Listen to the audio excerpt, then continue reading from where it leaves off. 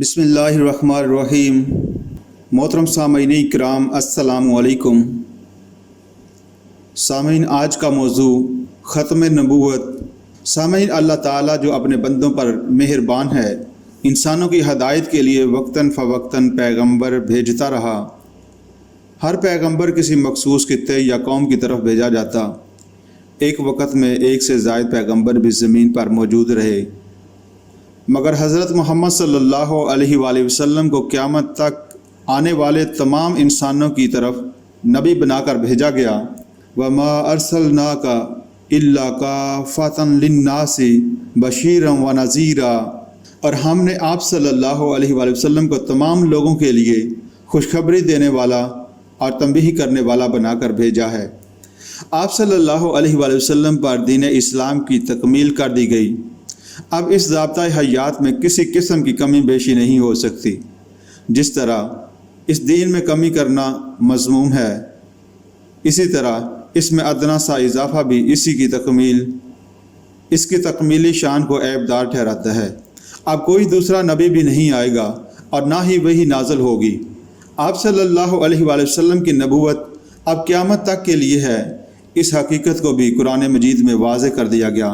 ما کان محمد آبا احد من رجالکم ولکن رسول اللہ وخاتم النبیین۔ محمد صلی اللہ علیہ وآلہ وسلم تم مردوں میں سے کسی کے باپ نہیں، لیکن وہ اللہ کے رسول ہیں اور خاتم النبیین ہیں۔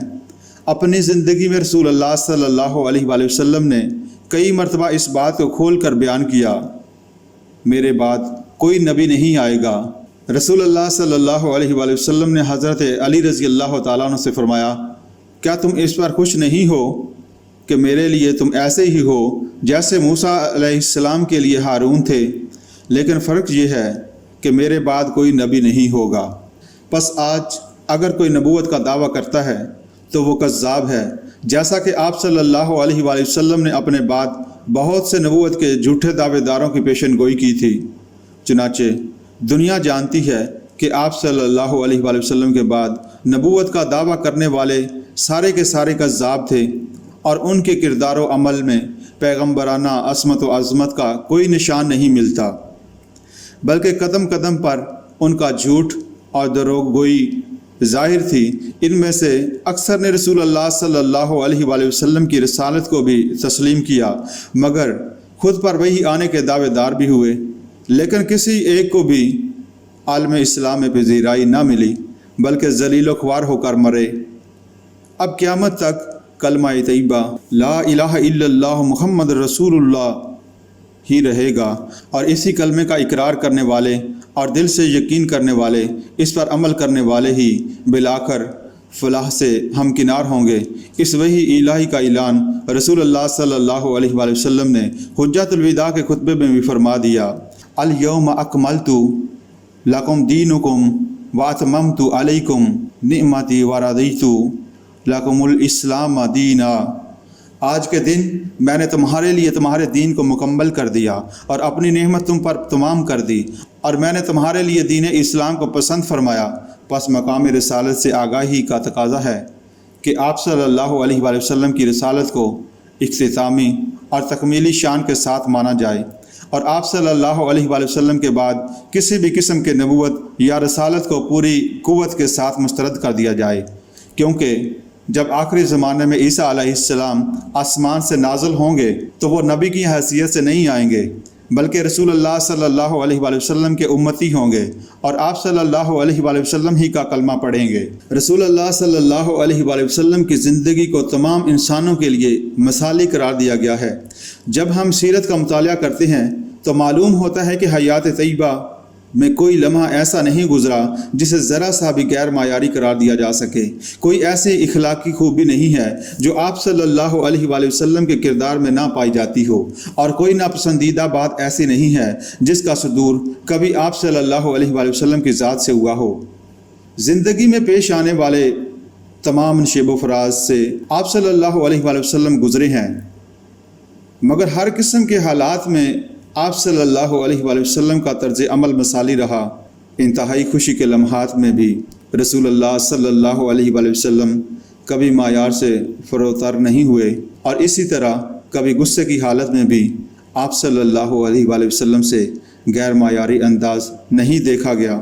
آپ صلی اللہ علیہ وآلہ وسلم نے غریبوں کے لیے نمونہ چھوڑا کہ نادار اور مفلس لوگ بھی پریشان ہو کر ناشکری کا ارتکاب نہ کر بیٹھیں۔ کئی دن آپ کے ہاں چولہا نہ جلتا تھا۔ امیروں اور دولت مندوں کے لیے بھی آپ کی زندگی مشعل راہ ہے کہ ایک وقت وہ بھی آیا کہ عرب کی دولت آپ صلی اللہ علیہ وآلہ وسلم کے قدموں میں آ پڑی اور آپ مدینہ کی ریاست کے سربراہ ہو گئے، مگر اس حال میں بھی آپ صلی اللہ علیہ وآلہ وسلم نے عیش و عشرت کا انداز نہیں اپنایا، بلکہ انتہائی سادہ زندگی اختیار کی اور دولت کو اپنی ذات پر خرچ کرنے کی بجائے ضرورت مندوں میں تقسیم کیا۔ انہی دنوں کی بات ہے کہ آپ صلی اللہ علیہ وآلہ وسلم کی پیاری بیٹی فاطمہ رضی اللہ تعالی عنہا آپ صلی اللہ علیہ وآلہ وسلم سے ایک خادم کا مطالبہ کیا تو آپ نے انہیں خادم تو نہیں دیا، البتہ تسبیحات فاطمہ کے الفاظ سکھا دیے کہ یہ غلاموں کنیز سے بہتر ہیں۔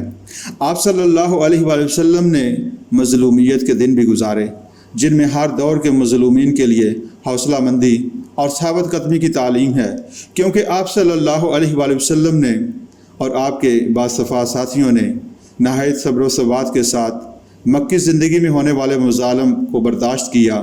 پھر ایک وقت آیا کہ رسول اللہ صلی اللہ علیہ وآلہ وسلم فاتح کی حیثیت سے مکہ میں داخل ہوئے۔ یہاں سے آپ کو نکل جانے پر مجبور کر دیا گیا تھا، مگر اب بھی آپ جذبہ شکر و اطمینان کے ساتھ اپنے رب کے حضور سجدہ ریز تھے۔ آپ کی جان کے دشمن اور خون کے پیاسے جنہوں نے آپ کے ساتھ بدسلوکی کی انتہا کر دی تھی، آپ کے سامنے دستہ بدستہ کھڑے تھے۔ آپ جس طرح چاہتے ان سے انتقام لے سکتے تھے، مگر آپ صلی اللہ علیہ وآلہ وسلم نے فرمایا، جاؤ تمہیں معاف کیا، آج تم سے کوئی بدلہ نہیں لیا جائے گا۔ بطور سپہ سالار آپ صلی اللہ علیہ وآلہ وسلم نے کئی عسکری مہمیں اختیار کی، مگر تاریخ گواہ ہے کہ کسی لڑائی کے موقع پر آپ صلی اللہ علیہ وآلہ وسلم نے نہ تو کسی بوڑھے، بچے اور عورت پر ہاتھ اٹھانے دیا اور نہ ہی پرامن دشمن کو نشانہ بنایا، بلکہ مقابلہ پر آنے والے جنگجوؤں کے ساتھ ہی لڑائی کی اور فتح حاصل ہونے پر قیدیوں کے ساتھ حسن سلوک کی وہ مثالیں قائم کی۔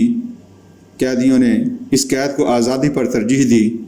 رسول اللہ صلی اللہ علیہ وآلہ وسلم کرسی عدالت پر بیٹھنے والوں کے لیے بھی مثالی شخصیت تھے۔ آپ صلی اللہ علیہ وآلہ وسلم نے عدل و انصاف کے تقاضے پورے کرتے وقت اپنے پرائے، دوست دشمن، امیر غریب کی تفریق ختم کر دی۔ حسب و نسب اور جاہ و منصب کا بھی کوئی خیال نہ رکھا، بلکہ بے بس اور کمزور کو اس کا حق دلایا۔ صاحب جاہ و منصب کو دوسروں پر زیادتی سے روک دیا۔ جب بنی مخزوم قبیلے کی ایک عورت پر چوری ثابت ہوئی اور اس کو سزا سنائی گئی تو لوگوں نے آپ صلی اللہ علیہ وآلہ وسلم کے چہیتے حضرت اسامہ بن زید رضی اللہ تعالی عنہ کو آپ کے پاس سفارش کے لیے آمادہ کر لیا۔ جب انہوں نے آپ کے سامنے مخزومی عورت کی سزا معاف کرنے کو کہا تو آپ صلی اللہ علیہ وآلہ وسلم نے فرمایا، اگر میری بیٹی فاطمہ بھی چوری کرتی تو میں اس کا بھی ہاتھ کاٹ دیتا۔ عبادت گزاروں کے لیے بھی آپ کے نقوش قدم رہنما تھے۔ آپ صلی اللہ علیہ وآلہ وسلم نے ہر جگہ عمل میں اعتدال کو اختیار کیا اور امت کے لیے پسند کیا۔ جن لوگوں نے ارادہ کیا کہ وہ گناہ سے بچنے کی خاطر بیوی بچوں کے چکر میں پڑنے کی بجائے تجرد کی زندگی اختیار کریں گے، اسی طرح ساری رات نمازیں پڑھیں گے اور ہمیشہ روزہ رکھیں گے، تو آپ صلی اللہ علیہ وآلہ وسلم نے ان کو اس طرز عمل سے یہ کہہ کر روک دیا کہ اسلام میں رہبانیت نہیں، نکاح میری سنت ہے، میں رات کو عبادت کے لیے جاگتا بھی ہوں، آرام بھی کرتا ہوں، نفل روزے بھی رکھتا ہوں اور چھوڑتا بھی ہوں۔ ہر شخص پر اس کے اپنے نفس کا بھی حق ہے، اسے بیوی بچوں کے حقوق ادا کرنے بھی ضروری ہیں اور معاشرے کے دوسرے افراد کا خیال بھی رکھنا ہے۔ گویا آپ صلی اللہ علیہ وآلہ وسلم نے زندگی بھرپور انداز میں بسر کرنے کا نمونہ چھوڑا ہے۔ سربراہ خانہ کی حیثیت سے بھی ان حضور صلی اللہ علیہ وآلہ وسلم کی زندگی مثالی ہے۔ آپ کی ازواج مطہرات انتہائی عسرت کی زندگی میں آپ صلی اللہ علیہ وآلہ وسلم سے خوش تھیں۔ آپ اپنی ازواج مطہرات، اولاد اور خادموں کی ضروریات کا خیال رکھتے۔ ڈانٹنا پیٹنا آپ کے مزاج میں نہ تھا، بلکہ ہر فرد آپ کے حسن سلوک سے متاثر تھا۔ الغرض ہر شخص کے لیے آپ صلی اللہ علیہ وآلہ وسلم کی زندگی مشعل راہ ہے۔ اسی لیے خالق کائنات نے لقد کان لکم فی رسول اللہ اسوۃ حسنہ، بے شک رسول اللہ صلی اللہ علیہ وآلہ وسلم کی زندگی میں تمہارے لیے بہترین نمونہ ہے، فرما کر تمام انسانوں کو آپ صلی اللہ علیہ وآلہ وسلم کی پیروی کی ہدایت کی۔ رسول اللہ صلی اللہ علیہ وآلہ وسلم اولاد آدم میں سے ایک فرد تھے۔ آپ مخلوق خدا میں سب سے اونچے مقام پر فائز تھے۔ آپ امام الانبیاء ہیں، تمام نبی انسان تھے اور انسان اشرف المخلوقات ہے، پس جو ہستی پوری کائنات میں اعلیٰ مقام پر ہوگی وہ بھی انسان ہی ہوگی۔ دوسرے انبیاء کی طرح انسانی کمزوریاں آپ صلی اللہ علیہ وآلہ وسلم کے ساتھ بھی تھیں۔ آپ خوشی کے موقع پر خوش ہوتے، ناخوشگوار صورتحال میں ناراض ہوتے۔ کبھی کبھی آپ صلی اللہ علیہ وآلہ وسلم بیمار بھی ہوئے ہیں، آپ کو زخم آئے، آپ نے درد کی اذیت محسوس کی، بھوک اور پیاس کی تکلیف بھی آپ محسوس کرتے تھے۔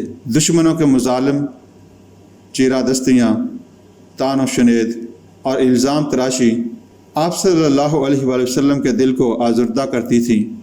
اپنے بیٹوں اور بیٹیوں کی پیدائش پر آپ صلی اللہ علیہ وآلہ وسلم نے خوشی کا اظہار کیا اور ان کی وفات پر آپ سخت غمگین ہوئے۔ ان ساری کیفیات کے باوجود رسول اللہ صلی اللہ علیہ وآلہ وسلم ہمیشہ مالک کی رضا پر راضی رہے، حقوق اللہ اور حقوق العباد کی ادائیگی میں کبھی کمی نہ کی۔ آپ صلی اللہ علیہ وآلہ وسلم کی اسی صفت کی وجہ سے آپ صلی اللہ علیہ وآلہ وسلم کی زندگی کو انسانوں کے لیے نمونہ اور قابل تقلید قرار دیا گیا، کیونکہ انسان کے علاوہ مخلوق کی کوئی دیگر نوع انسان کے لیے مثال نہیں بن سکتی۔ اگر کسی فرشتے کی زندگی کو انسانوں کے لیے نمونہ بنایا جاتا تو وہ اس کی پیروی کیسے کرتے؟ فرشتے کو نہ بیوی بچوں کی ضرورت، نہ کھانے پینے کی فکر۔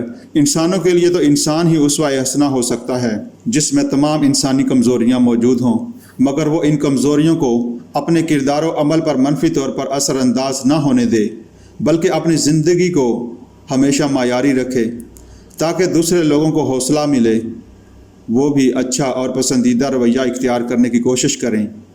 قرآن کریم میں ایک سے زائدہ مرتبہ اس حقیقت کا اظہار کیا گیا کہ تمام انبیاء انسان ہی تھے، اور اسی طرح رسول اللہ صلی اللہ علیہ وآلہ وسلم بھی انسان ہی تھے۔ اگر زمین میں فرشتے آباد ہوتے تو آسمان سے کسی فرشتے ہی کو رسول بنا کر بھیجا جاتا۔ قرآن کریم میں ارشاد ربانی ہے، وَمَا مَنَعَ النَّاسَ أَن يُؤْمِنُوا إِذْ جَاءَهُمُ الْهُدَىٰ إِلَّا أَن قَالُوا أَبْعَثَ اللَّهُ بَشَرًا رَّسُولًا قُل لَّوْ كَانَ فِي الْأَرْضِ مَلَائِكَةٌ يَمْشُونَ مطمئنین لنزلنا علیہم من السماء ملکا رسولا۔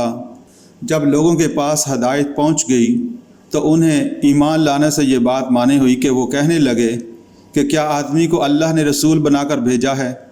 اے پیغمبر کہہ دیجئے، اگر زمین میں فرشتے چلتے پھرتے اور آباد ہوتے تو ہم ان پر لازماً آسمان سے کسی فرشتے کو ہی رسول بنا کر بھیجتے۔ پھر سورۃ کہف میں فرمایا، قُلْ إِنَّمَا أَنَا بَشَرٌ مِثْلُكُمْ يُوحَىٰ إِلَيَّ أَنَّمَا إِلَٰهُكُمْ إِلَٰهٌ وَاحِدٌ۔